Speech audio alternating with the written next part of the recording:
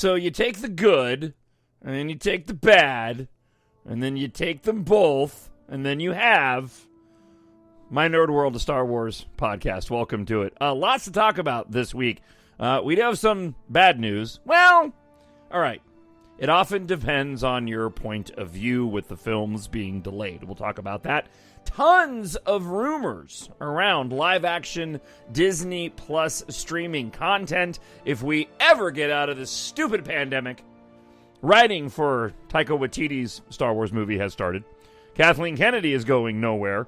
Plus, we have some listener feedback this week. It's a jam-packed show. Let us not waste any more time and get right to it. I am glad you are with My Nerd World, a Star Wars podcast brought to you by the EMBARK Science Fiction Space Opera Series, which I will have details about later in the show. You do not want to miss because I'm giving away free stuff. I mean, like, legit free stuff. I'll have details a little bit later on. It's an instinct.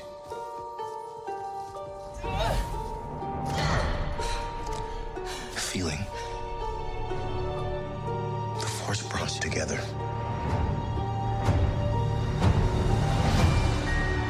We're not alone. Good people will fight if we lead them. People keep telling me they know me. No one does. But I do.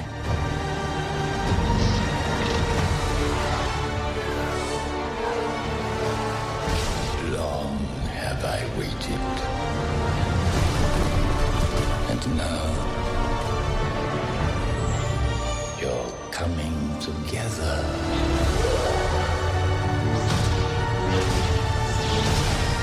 Is your undoing.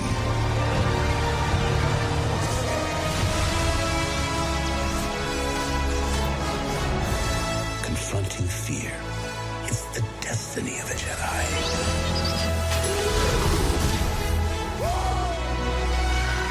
Your destiny.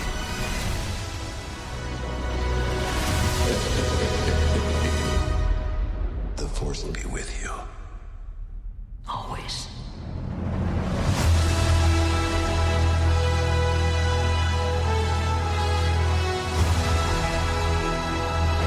My Nerd World. I'm so glad you're with the show again this week. I am your host, Jon Justice, and wherever you are, whenever you are listening to this, I hope you are happy. I hope you are well. And again, I'm so glad you're with the show this week. I will be giving away some free stuff. Really cool free stuff. And I'm trying to make it exclusive to you for listening to this show. So I will explain later on in the episode, but you're going to want to go to mynerdworld.net at some point after the show has finished this week. Trust me, you do not want to miss out on these giveaways. So it is another week, and there's quite a bit of news to get to. I'm going to get a little, just for a moment, I'm going to get a little inside baseball within the podcasting community and present to you a hot take of what I think is going on with the recent rash of rumors that have been coming out in the wake of the past week, on top of the official news that Disney has pushed all the theatrical releases forward a year, and we'll get into that coming up in just a few minutes. Before we get to all the news, though, just as a bit of personal stuff for me, sort of my week in Star Wars as I start the show. I've got my Zori Bliss Funko Pop. Dig me some Zori Bliss. I was actually sitting down and reading, before the show started, the Rise of Skywalker novel. Now, I've had it since its release, but being so busy between doing my regular Monday through Friday news talk show here in the Twin Cities, doing the podcast on the weekends, writing my EMBARK stories. I just had really set the book aside and hadn't got a chance to dive into it. Things have settled down a little bit. I'm still working on a number of different projects, but Getting into a novel right now is a really good thing for me to do as I'm in the process of writing book 5 in the EMBARK timeline.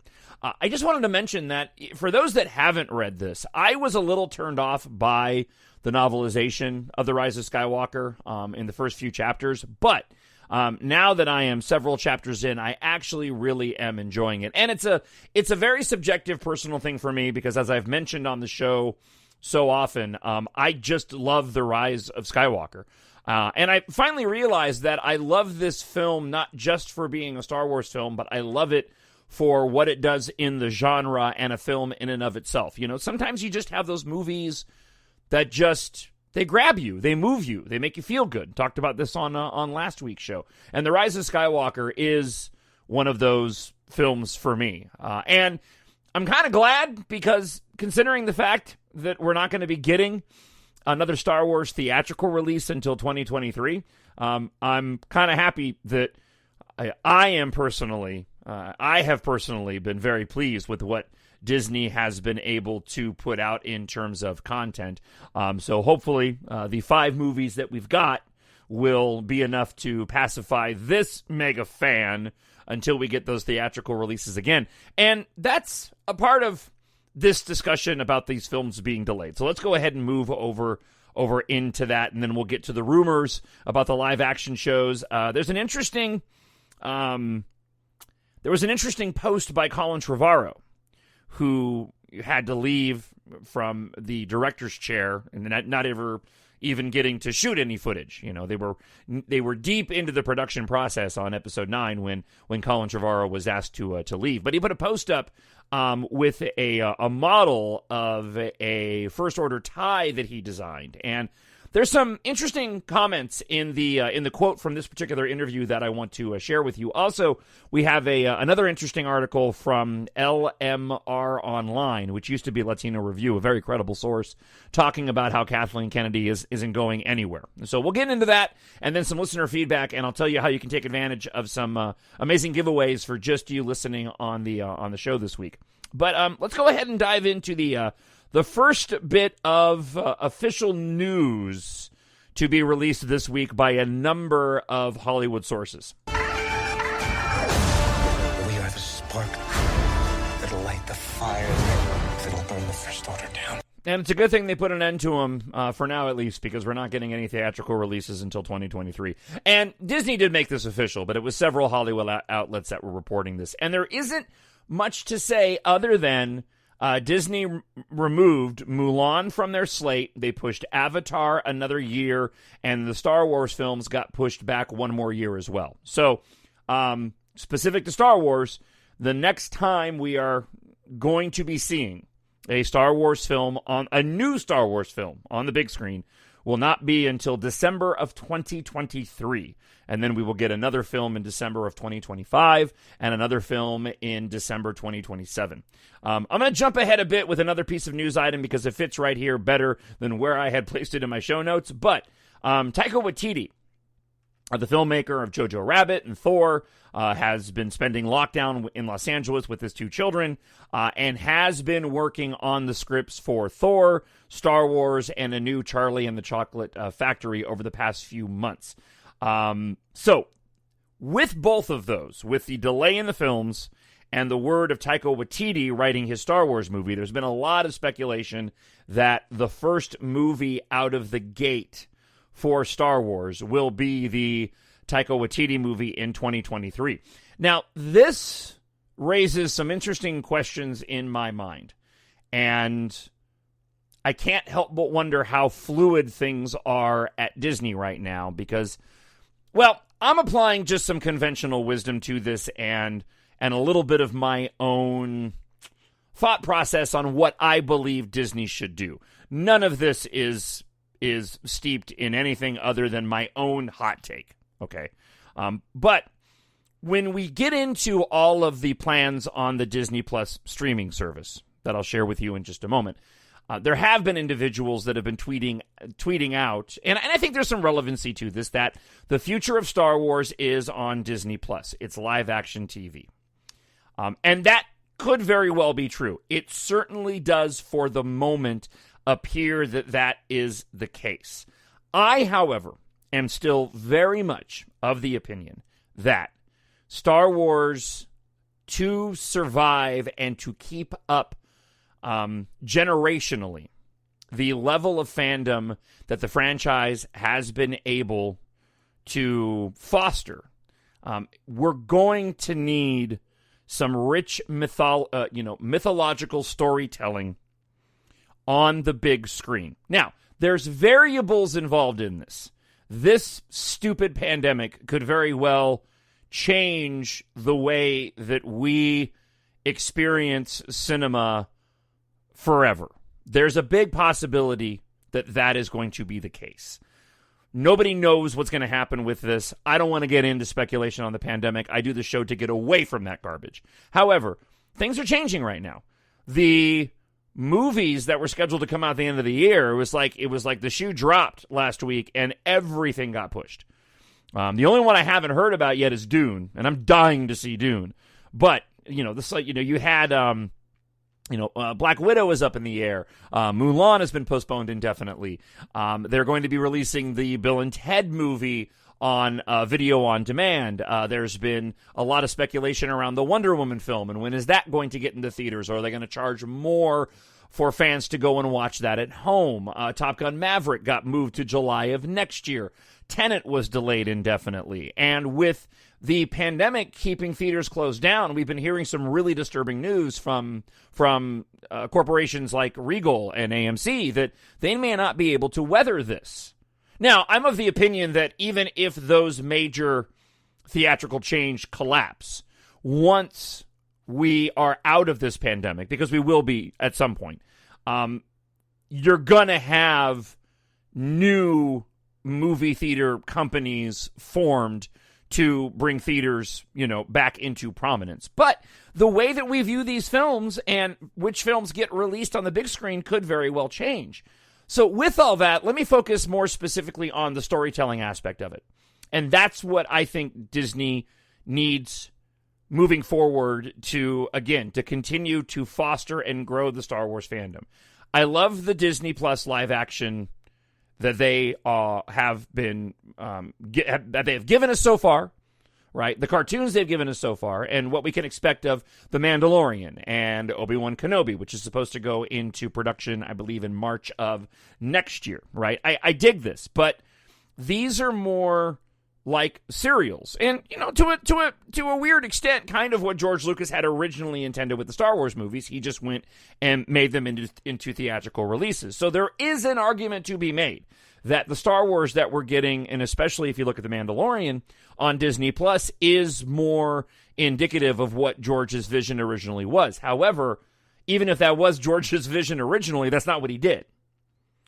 So if it's not on the big screen, and it's going to be on our big screens at home, I still believe that Disney needs to make sure they do big, sweeping, connected films. 2 hours, 2 hour plus length, rich with mythology movies to continue to maintain the type of discussions that we have all come to enjoy on podcasts like this and other shows. That's where the fandom thrives. Now, what's going to be interesting to me as we get into some of the live action news here is, are they going to be able to perhaps prove me wrong and provide some mythology that we want to speculate on and talk about? And that's really what I'm driving at here, is that all three trilogies, with the prequels being slightly the outlier, but certainly the original trilogy and the sequel trilogy, it was all just about the rich history and the mythology and the speculation and the guessing. To put it down to its simplest form, Disney needs to create content that we as fans clamor to see and are eager to dissect every single frame and photo from whatever content has been created. That's the easiest and simple way to drive at the heart of what I'm talking about. The Mandalorian, in my opinion, did not do that. The Mandalorian is a great show. It is wonderful Star Wars. it very much feels like the original Star Wars movie, A New Hope. But much like the original Star Wars movie, A New Hope, and I hope that this is what Mandalorian Season 1 did, we weren't doing a lot of discussions about what we learned as children in that original Star Wars movie. We just thought it was rad. Now, when you get into The Empire Strikes Back, that's when things began to open up a bit, right? The mythology got deeper, and then we get into Return of the Jedi, right? And then we go back in time, and we kind of know what's going to happen in the prequels before they came out, but we didn't. But it really was the sequel trilogy, and this is what the sequel trilogy in Disney does not get enough credit for. And they deserve a ton of credit for this, because they created, with a batch of new characters and new mythology, that magic that we fans so desperately feed off of, wanting to know every little piece of information and poring over every single frame that we see. That's what Disney needs. So getting back to Taika Waititi and specifically that 2023 movie, people speculating that that's going to be Taika's movie. It may very well be. What I'm most curious about is, what is that movie about? Is it a one-off movie? Or is Taika Waititi setting the stage for something else? At this moment, at 11:30 on Saturday, July 25th, 2020, I am personally of the opinion that now that they've delayed these films until 2023, so we're going to go through all of 2021. We're going to go into 2022, still with nothing. We're going to be into 2023 before we even start to get new Star Wars imagery, right? Now, in terms of the fandom, this is a good thing, right? Good things come to those who wait. We're gonna get fed Star Wars content through the Disney Plus, streaming channel. But when we begin, because we'll find out whatever this 2023 movie is, but when we arrive to the year 2023, my goal, if I worked at Disney and Lucasfilm, would be to set the stage so that the fans, based off of the limited information that they've received about that 2023 movie, would be salivating to get whatever they possibly could in terms of plot points, in terms of imagery, as we head into that year. If this is a spin-off film and something brand new, and it's going to be a one-off, I think Disney's going to have a difficult time doing that. And that's a really tough thing to say without knowing exactly what it's going to be. But if I were running Disney and Lucasfilm, that 2023 movie should be the jump-off point to a series of connected films. The next saga, wherever they place it in the timeline. I am of the opinion that they need to move forward in the timeline. We're going to be spending all this time on Disney Plus in eras that we've explored and lived in. I believe we have to move forward, or at least parallel. So we'll see. But that's where I think Disney needs to take advantage of this delay. I'm bummed, man. I'm not going to lie. I'm bummed. I loved what Disney did with these 5 films. And the more time that I spend with the sequel trilogy, the more I love the sequel trilogy. And the more my view is cemented that the sequel trilogy is going to be looked upon a lot better down the line than it has been by a portion of that toxic fandom. It was a very brave move to create this Ben Solo and Rey dynamic and let that be the A-plot of these films. And I feel personally they pulled it off splendidly. But again, I know, it's just me, and I love these movies. All right, so let's move forward, and let's talk a little bit about these rumors that we've been hearing from a number of credible sources. When I found you, I saw raw, untamed power. And beyond that, something truly special. So there's been a lot of leaks coming out and a lot of rumors about further leaks that we're going to be getting very soon. Let me take a moment and give you a little behind baseball hot take for those that really follow the podcasting and rumor community. So there's a couple of individuals that we're going to be talking about who've had the most rumors and legitimate leaks as of late. Corey Van Dyke and Noah Outlaw, very prominent in the fandom, both a part of the MakingStarWars.net podcasting network. They do their own shows. They go on a bunch of other shows. They both have just done a tour of a whole bunch of podcasts this past week. And these two individuals have been breaking a lot of news. And a lot of the news that they've broken in the past has gotten confirmed, and specifically The Bad Batch. They call The Bad Batch. And they've talked about how there is going to be a Rebel sequel, even though it hasn't been officially announced yet. So the little behind the scenes of what I believe is going on, and it's neither here nor there, and this is not a dig on either of these guys, I just have to laugh a little bit because nobody has talked about it on any of the shows that I've heard that they've been on, and it seems kind of obvious to me. So, John, what are you talking about? This is what I'm talking about. So, Corey Van Dyke and Noah Outlaw, they've broken stuff before and talked about leaks before. But they suddenly have come into prominence because they've had a lot of legitimate leaks where these two individuals weren't necessarily in that perceived hierarchy, doing that thing of my fingers, of Star Wars leakers, right? These two individuals were not the ones that were, the Jedi Paxis and Jason Ward over MakingStarWars.net, and to a lesser extent, Bespin Bulletin. Those three individuals were the ones that were really doing most of the legitimate leaking ahead of the release of the Rise of Skywalker. For those that don't know, Jason Ward, who runs the MakingStarWars.net website and the Now This Is Podcasting podcast, which they haven't done in a long time, he was swept up in some pretty extreme and serious controversy on Twitter and has pretty much gone silent since all this stuff came out. I won't get into the details of it because I don't want to talk about that part of it, but I do want to say that I'm of the opinion the reason why Corey Van Dyke and Noah Outlaw have been getting all of these new leaks is because Jason Ward over MakingStarWars.net is using Corey Van Dyke and Noah Outlaw as the conduit to get the leaks that he has out. Which is no big deal, right? That's cool.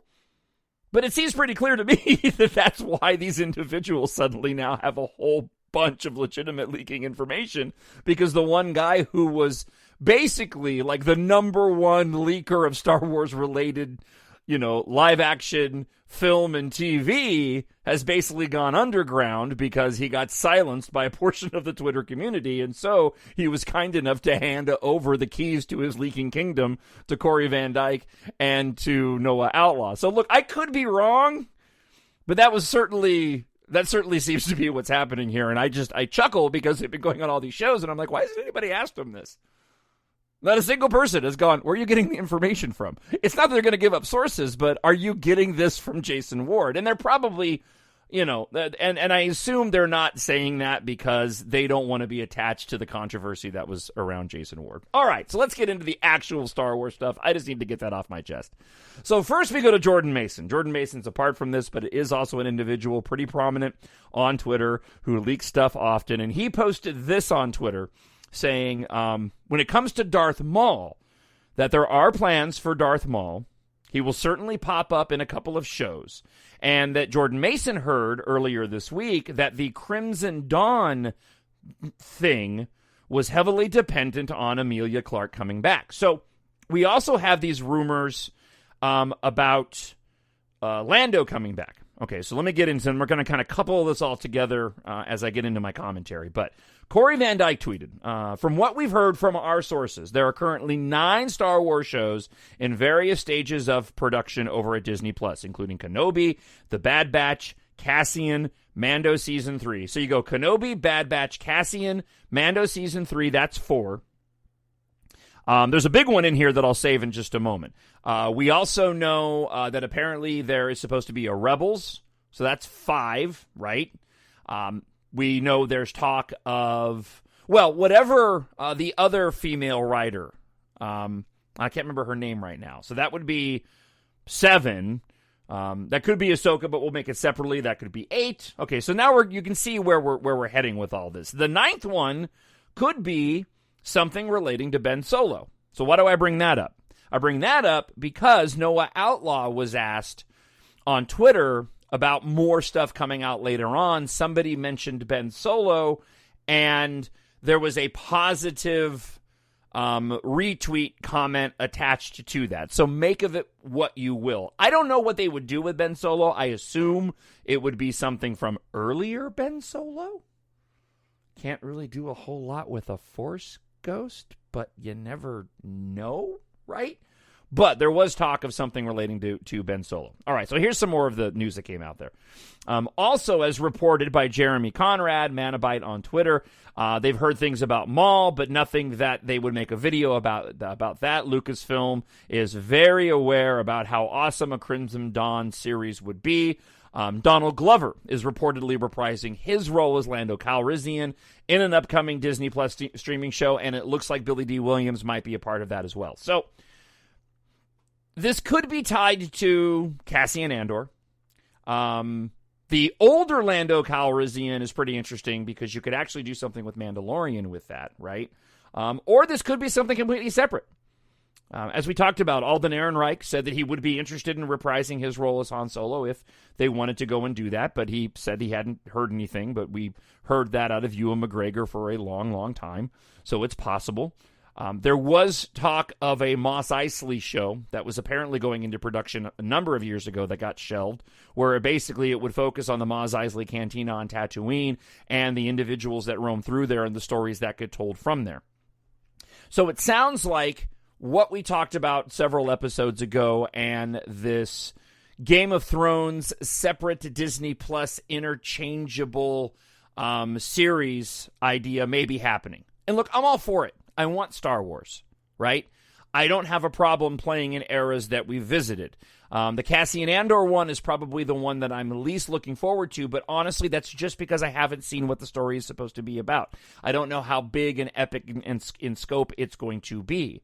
But back to the original commentary that I started the show off with about what I believe Disney needs to do moving forward, especially when it comes to theatrical releases, I have to question with all of this, where is Disney going to play with the Force and the larger themes that most of us fans want in our Star Wars?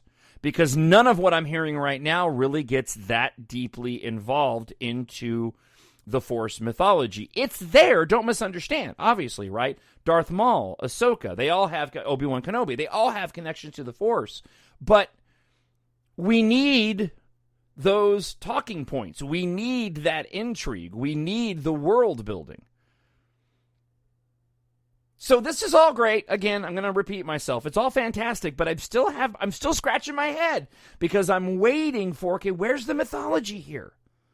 Where is this going to come from? I know that we got Moff Gideon. He has the Darksaber at the end of Mandalorian Season 1. I got it, but let's be honest. The Mandalorian Season 1 wasn't really all that deep when it came to mythology. Now, there's questions involved with the Mandalorian culture in and of itself, and that's all cool. But you know what I'm talking about. The generational aspect of the Force and what the saga films did. So that's why my curiosity is on those films, right? Now, the other facet, before we move on to the next item on the show this week, the other facet that's still out there that I think is going to answer all these questions for me is Rian Johnson. And that's, see, I kind of, if I'm looking at my Charlie from Always Sunny in Philadelphia board with all the push strings and the photographs, right, and trying to put it all together, way, way off in a distant galaxy off in the corner is my boy Rian Johnson and his movies. That's what I'm hoping for, right? Give us the Taika Waititi movie, that's fantastic, that's fine. Disney can always spike films in between these ones. But given the fact that these are 3 movies that they've moved all 3 with, and we'll go full circle what started the show this week about Disney delaying these films, that's a trilogy. When you just look at it on its face, 23, 24, 23, 25, and 27. And maybe Disney decided, hey, Taika Waititi, you start working on your movie. It's going to be one that's wedged in between 23 and 25. But now that we've got an extra year, Rian Johnson should be done with his Knives Out sequel. And maybe what he's going to work on is exactly what I believe Disney needs. And to that point, I said years ago that Disney and Lucasfilm need a new George Lucas. I think that they've got somebody in Dave Filoni. Okay? I think he's close. But I think that the combining of the knowledge of Star Wars that Dave Filoni was taught from the master George Lucas, paired with the storytelling and the directorial style of Rian Johnson, could give the Star Wars franchise and the fans exactly what I've been saying it needs. Deep, rich lore and mythology when it comes to the Force. So that's what I'm hoping for, right? So what do you think about all of this? 9 stories being planned, Crimson Dawn, a criminal element. Emilia Clarke coming back would be amazing. I would love to see that. That has me really excited, right? Solo is a fantastic film and a bit underrated for what it potentially could do with what was placed in that show, right? Those little elements. And I've got a big appreciation of that, of, hey, we introduced Enfys Nest, but we haven't done anything with it yet. That would be fantastic to go and explore. Hey, we introduced this fact that the Emilia Clarke character, Kira, she bailed on Han to go be with Darth Maul, right? All right, let's go and explore that. It's something that I intentionally do in the stories that I write. But as a content creator, I do those very, very intentionally because I know I'm going to go pull on those threads later on. So hopefully that's what Disney is doing. So what do you think? Are you happy with what you're hearing on these rumors? What do you want to see? What do you think these films are going to be starting in 2023? Are you bummed out that we have to wait as long as we do until we are going to be able to sit in a movie theater and watch a new Star Wars movie? Or do you think it's a good thing? Email me, talkshownerd@gmail.com, talkshownerd@gmail.com. This is not going to go the way you think. Well, it certainly didn't go the way that Colin Trevorrow thought it was going to go when he took on the role of director and writer for Star Wars Episode 9. This got posted this week as well. He did an interview recently with Collider, I believe. And Colin Trevorrow showed off his 3D model of an unused TIE Marauder ship from Star Wars Duel of the Fates, which he designed with his son. It's tough to get a gauge on what that ship actually looks like. He's holding it in his hand in the photo, and it basically looks like it's got 3 TIE fighter cockpits, similar to the TIE bomber cockpits or the TIE Striker cockpit. And then you have 2 on a far end connected by the fuselage with 1 in the center. It looks like there's something that perhaps involves a rotating cockpit in the center, similar to a B-Wing. I don't know. I couldn't get a really good look at it. It didn't look all that great to me. I like the TIE Echelon that's at Galaxy's Edge that was supposed to be used in his version of Star Wars Episode 9. That ship is pretty rad. I can't wait to get my hands on it. There was talk that it was supposed to be in The Rise of Skywalker, and it might have been in that Battle of Exegol at the end. But so here's the quote of what Colin Trevorrow had to say during this interview.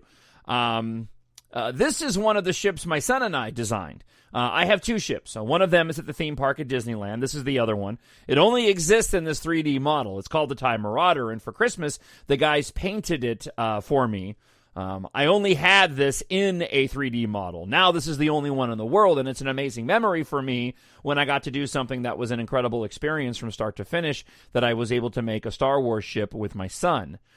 We were in art and writing when I left Star Wars. It was a development thing.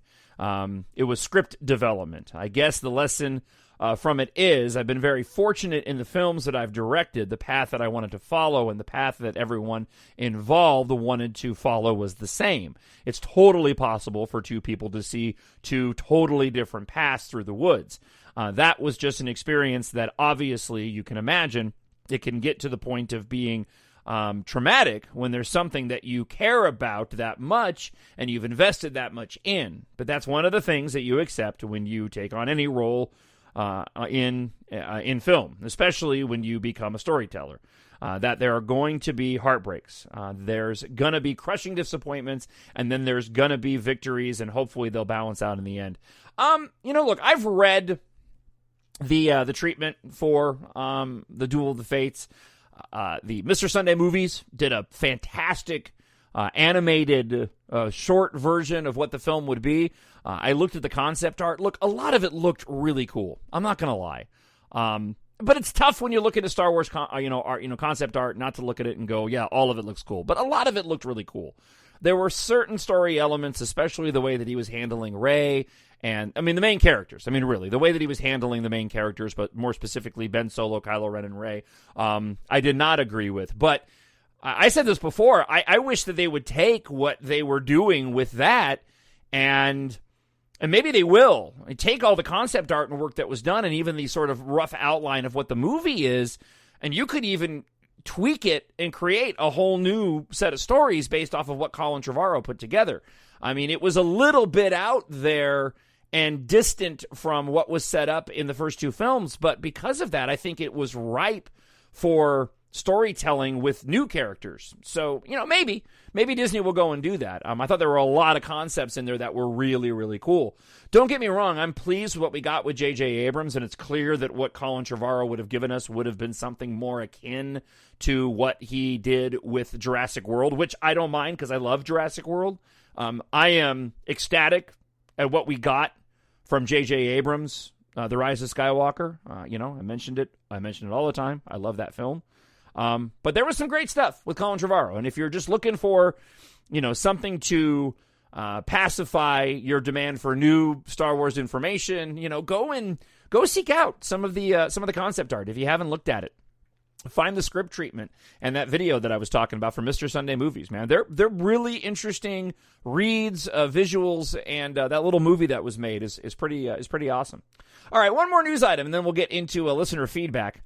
And this comes from LRM Online. Ever since Star Wars The Last Jedi, there have been rumors aplenty about Lucasfilm President Kathleen Kennedy. Given how little some fans seem to care about the sequel trilogy, I can understand the desire for a change in leadership. And while I don't necessarily agree that the sequel trilogy was bad, save for Skywalker, which again, I disagree with, that's LRM, I do think there have been some bad steps from up top in terms of director retention. That being said, fans eager to see Kennedy leave her position at Lucasfilm and seem eager at every rumor to pop up about it. There have been rumors in recent weeks surrounding a supposed civil war between Kathleen Kennedy and creatives Jon Favreau and Dave Filoni. And more recently, there's been another one that revolves around Kathleen Kennedy exiting and being replaced by George Lucas. According to that said rumor, Lucas is desperate to return to and save Star Wars. I'm here to say that our source at Lucasfilm, within Lucasfilm, says very differently, and of course they do. I talked about this at length on a recent show. All that garbage that was coming out there from a bunch of lying Star Wars YouTubers needs to be ignored, and I'm glad to hear a lot of other podcasts calling out these jerks, because that's what they are. These doom blanks, these Mike Zeros, these geeks and gamers, they're a bunch of idiots that just want to troll the fandom and make money doing it, and it's really sad. All right. At present, she has her attention focused on the film side of things over at Lucasfilm, while Favreau and Filoni are more focused on Disney Plus content. Furthermore, our source added that the rumored civil war is not true and that the trio's working relationship is fine. Now, that's not to say that she won't leave when her contract ends in 2021. That's obviously still possible, but contrary to popular rumors, they aren't in a mad scramble to shove her out the door. In fact, it very much sounds like Kennedy could be there for as long as she wants. It could essentially be her decision to leave, not a panic move by Disney. I've stated before, says the article, I can see why fans would glom on to the rumors of her leaving. They want her to leave so they can get the Star Wars films that they want. As a result, there are plenty of outlets and YouTubers out there who prey on desperate fans. That's what I was talking about. They fabricate news in an effort to capitalize on that desperation, and it works. These types of rumors hit Facebook groups, Reddit, and the web as a whole like wildfire. While we never know how things will pan out in the world of entertainment, I urge everyone to utilize common sense when looking at news. Don't just believe something because you want it to be true. And with that in mind, even look critically at our news before accepting it blindly. As it stands, we only have one source on this, so with all the rumors, a grain of salt is needed. Regardless, that is what our source is telling us. Kathleen Kennedy is fine at Lucasfilm and basically leave whenever she wants. There's no big drama, no situation where the staff is praying for the return of George Lucas. And you know,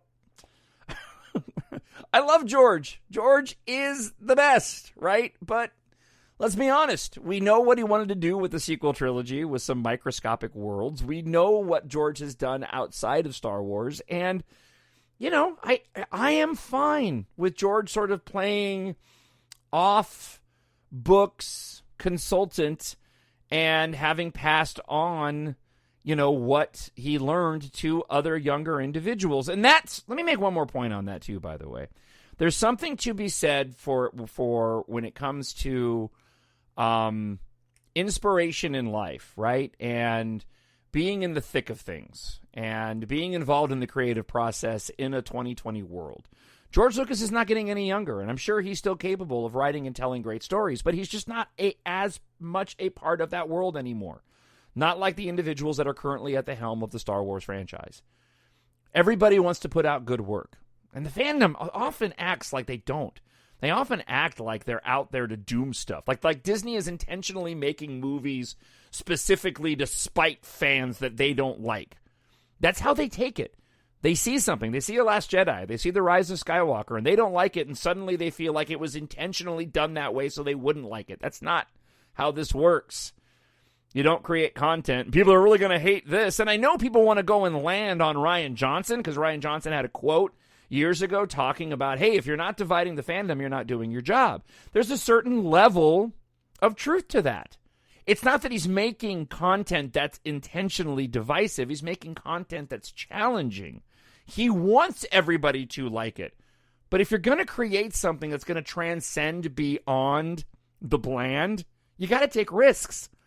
And with risks, especially with a massive audience and fandom like Star Wars, not everybody is going to go along with that. And Disney and Lucasfilm knows that. And that's why these rumors about Kathleen Kennedy are so incredibly stupid. Email talkshownerd@gmail.com. mynerdworld.net. I do have some really cool things to give you, and a lot of them. So you don't want to go anywhere. One more segment of the show left, and we like to call it Listener Feedback. I need someone to show me my place in all this. All right, had a lot of talk about the Rise of Skywalker, and we have a question from Brian Martin. Brian Martin asks this: how exactly is it a happy ending if all the Skywalkers are dead and a Palpatine pretending to be a Skywalker is left? Well, that depends on your point of view. I love the ending of the Rise of Skywalker. Now, am I jumping through mental hoops to make that happen? You know, I think anybody can go and levy an argument against somebody else saying that's what's happening, right? We all kind of rationalize things. We all choose to like the things that we like. But in terms of it being a happy ending with the Skywalkers, first off, you have to look at it from a storytelling standpoint based off of real world scenarios. So especially when it comes to Carrie Fisher passing away, that threw a monkey wrench in things, right? Because I think that they really wanted to have an alive Carrie Fisher, Princess Leia, at the end of Episode 9, and you could have potentially done that, but J.J. Abrams and Chris Terrio decided to use her sacrifice as a means to handle the fact that we were no longer in the presence of Carrie Fisher anymore. So, with that, the sacrifices that were made were all very meaningful. And that's what I love about the sequel trilogy. So, Han Solo did what he needed to do in order to go and help his son. He didn't have any choice in the matter. That comes full circle in The Rise of Skywalker with the appearance through a vision that Kylo Ren has of Han Solo coming back and talking to him. In the midst of his mom giving herself to save her son and ultimately bring him one to the Force. Okay, so I want to handle the death part of this first, why there's no Skywalkers anymore. Luke Skywalker transcended, right, what he was dealing with that put him in a position where he felt like he needed to isolate himself based off of his own failures, learning from Yoda, right? And let's remember, we have a long history of Jedis dying off, right? But it's not the end of life. And this is another thing that I want to point to. And this is my own sort of headcanon and how I look at things. Luke transcended that and became the ultimate Jedi in what he did at the end of The Last Jedi, in sacrificing himself to save what was left of the Resistance rebellion and not even going to face off against Kylo Ren, but in turn using that power was so draining and still so important that it cost him his life. Okay, so the scenarios in which all of our three main characters tied to the Skywalker name, and specifically Luke and Leia, right, are very relevant to the plot and moving our main characters forward, and that's what these stories are about. Kylo Ren, in my opinion, did so many horrible, awful things. It was very much akin to Darth Vader, Anakin Skywalker in Return of the Jedi. You can't just bring Vader back, if he had lived on the Death Star 2, to the Ewok village and, hey, everybody, I know that I killed a whole bunch of you and choked a bunch of people out, but it's all good now. It doesn't work that way. Ben Solo killed a lot of people, did a lot of dark side stuff, right? But ultimately ended up transforming into the Force. Now, to that point, transforming into the Force, as we know, is not the end, right? It's a very religious, real-world religious way to look about things in Christianity, and a lot of different religions, not just Christianity. But, you know, when it comes to Star Wars lore, it's just another part of your journey.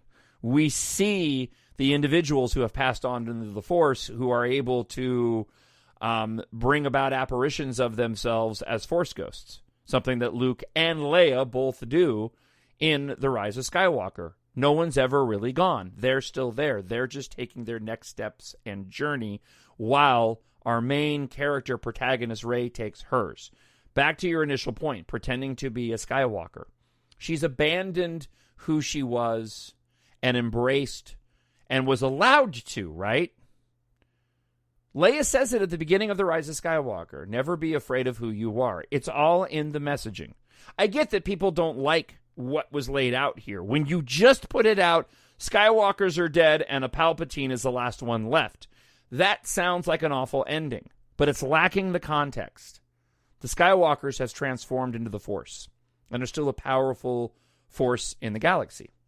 Rey has abandoned who she was and defeated Palpatine by not becoming what he created her to be.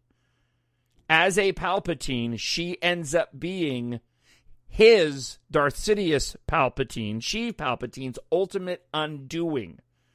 There's poetry in that. There's magic in that. And her adopting the Skywalker name is all that matters for her moving forward and anybody that comes across with her. Now, the Skywalkers still live. And that's another part, too. If you have her be Rey nobody, the Skywalkers are truly dead. Now, they have an heir to the name that can pass it on for generations. And that's where, again, I hope we see future films go, is playing off of that. Rey and then passing on the Skywalker name to other individuals. All right. Thank you, Brian, as always. Ben Fisher has a lengthy email, and we'll address everything he has to write, and I appreciate it. All right. He says this. Have you seen the new Star Wars game show for kids on YouTube? Yes, I have. Jedi Temple Challenge. It makes you want to be a kid again. Yes, it does. It's a really cool show.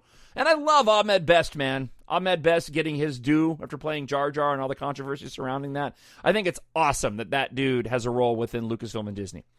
He goes on to say, my son got to fight Darth Vader doing the Jedi Temple at Disney World when he was 5. I was jealous. He attached a photo. It was really cool.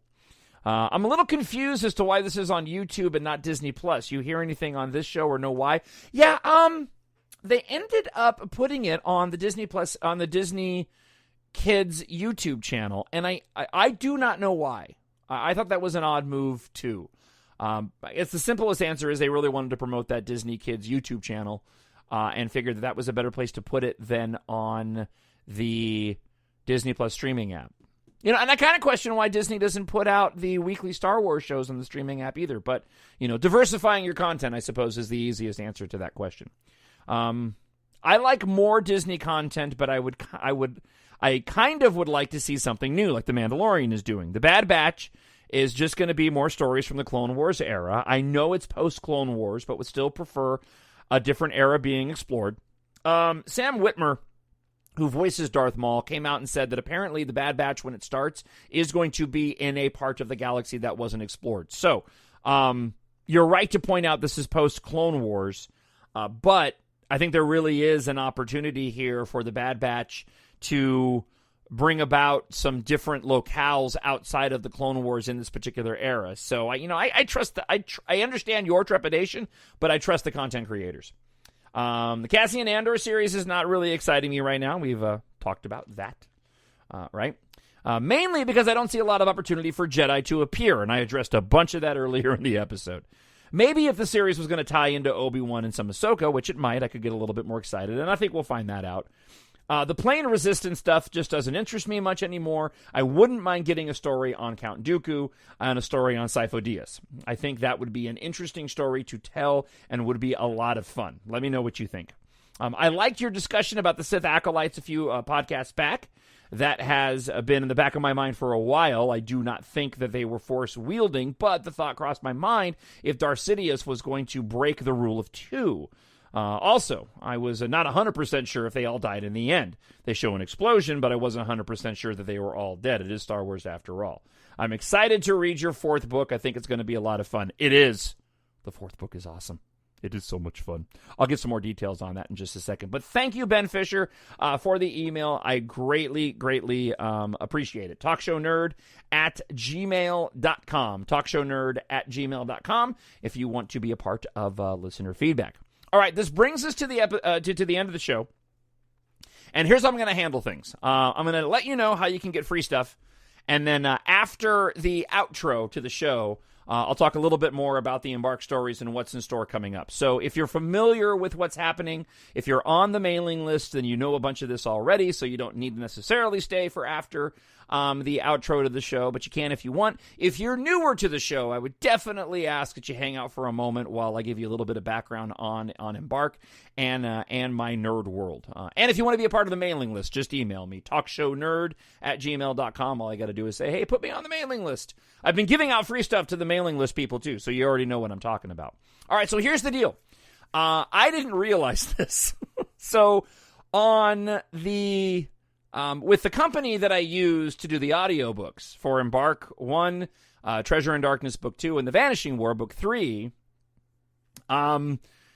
ACX and Audible, they provide promo codes to promote your book. I didn't know they were there. So, with the release of EMBARK Book 3, The Vanishing War audiobook, which just came out about a week and a half ago, with the release of the audiobook, you can now get all three versions of the books, of all three books now, ebook, paperback, and audiobook, all complete. With the release, I'm giving away free audiobooks of books 1 and 2. I'm using these codes. So, all that I ask is a couple of things. And you can choose to do this. I'm not going to test you. I'm not going to hold you to it. This is just my request. Anybody is welcome to go and take advantage of this, and I'll tell you where to go to get them in just a moment. I've kind of hidden it, doing that thing with my fingers. But if you do use a free a code to get a free audiobook of Book 1 or Treasure in Darkness Book 2, two things that I ask. One, please leave a review. If you enjoyed it, right? If you enjoyed the books, leave a review. That would really mean a lot to me. And two, pick up a copy of the third book. It's that easy. Okay? So, here's where you go to get your codes. And I'm only... now, this is available to the public, but I'm only telling you, the My Nerd World listener, where they are. And I believe there are 20 books total, 10 each, for you to go and grab. MyNerdWorld.net, go to the Star Wars podcast page. It's that simple. I put up the YouTube links and videos to all the shows that I do on that page at mynerdworld.net. So if you go to mynerdworld.net and you scroll up or scroll down, you will find the A Star Wars Podcast. Hit that link. There is a post at the top of the page, and in that post is the details and the codes where you can go and redeem your free copies of the first 2 books in the EMBARK series, and in honor of the 3rd book being released. So I'm going to talk a little bit more about the stories here coming up in just a moment, but mynerdworld.net, go to the A Star Wars Podcast page at the website and redeem your codes. My way of saying thank you for all the support you've given to me on the show and also in supporting my attempts to be a legitimate author. I really do appreciate it, and I want to give these back. So gift them to, if you got it already and you want to gift it to a friend, do that. Right? Great to listen to. Hours of free entertainment narrated by yours truly. mynerdworld.net, A Star Wars Podcast is the page. Go and check it out. All right, that wraps things up. I'll talk to you guys again right after the outro and, of course, next week. Bye. The Force will be with you, always. My Nerd World.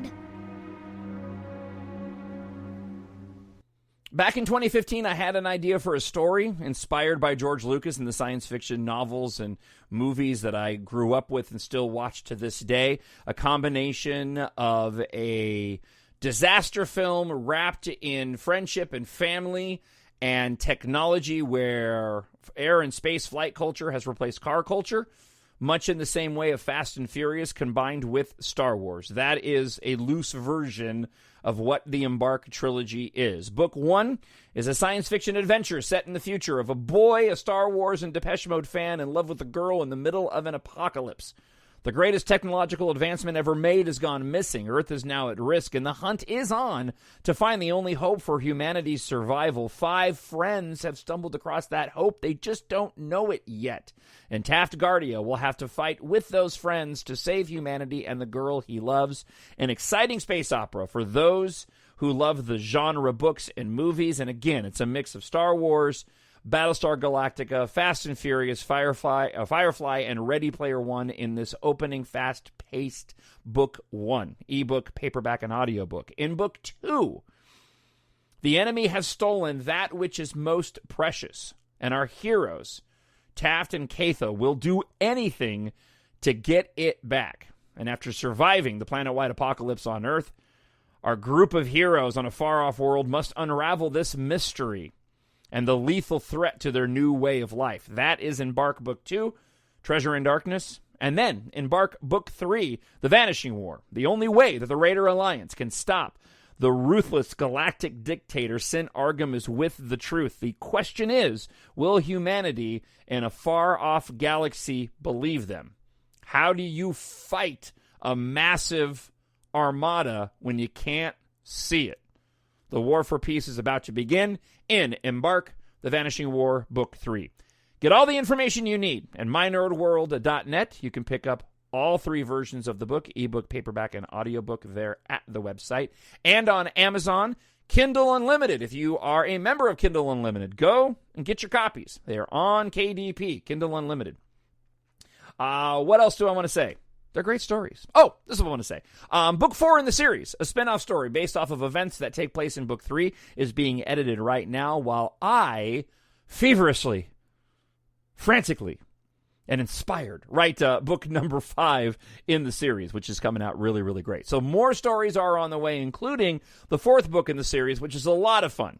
It's basically a comedy. It's basically a buddy comedy, and I can't wait to get it out there. Should be available coming up sometime in mid to late September. So you can see artwork at the website, too, mynerdworld.net. So when you go there to pick up your audiobooks on the Star Wars Podcast page, hit the concept art page, and you can check out some of the concept art and the final cover for the 4th book in the series. Spoilers, though, because if you haven't read Book 3 yet, the title of the 4th book gives away some minor spoilers of stuff that happens in The Vanishing War. All right, that's it. As always, thank you for the support. Paperbacks are $13.99. The ebooks are all $2.99 right now. Discount price. I'm going to leave them that way for a little while, but you can get all 3 of the ebooks for $2.99. And then the prices vary depending on what outlet you go to get the audiobooks from. But again, you can get your free copies while they last on the Star Wars Podcast page at mynerdworld.net. All right, have yourself a fantastic week, and we will, again, talk to you next week. Bye. My Nerd World.